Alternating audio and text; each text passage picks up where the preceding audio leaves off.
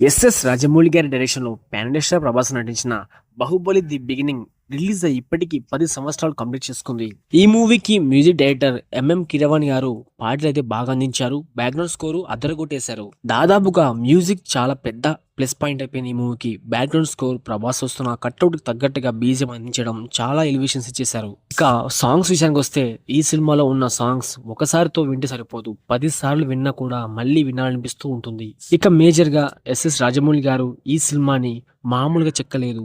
శిల్పిలా చెక్కారు. ఎక్కడ కూడా తప్పులు లేకుండా ఈ సినిమాని క్లియర్ కట్‌గా ఆడియన్స్‌కి మళ్ళీ మళ్ళీ చూసేట్టుగా చేశారు. ఇక మేజర్‌గా చెప్పాలంటే ప్రభాస్. ఆయన చేసిన యాక్టింగ్, ఆయన హార్డ్ వర్క్ ఈ సినిమా కోసం చాలా వరకైతే వెయిట్ గెయిన్ కావడం జరిగింది. అదేవిధంగా లాస్ కావడం జరిగింది. అప్పటి కాలంలో ఒక హీరో ఒక సినిమాకి 5 సంవత్సరాలు ఎవరు కూడా కష్టపడలేదు. For the first time Prabhas అన్న కష్టపడి సినిమా చేస్తే అవుట్‌పుట్ మాత్రం వేరే రేంజ్‌లో వచ్చింది.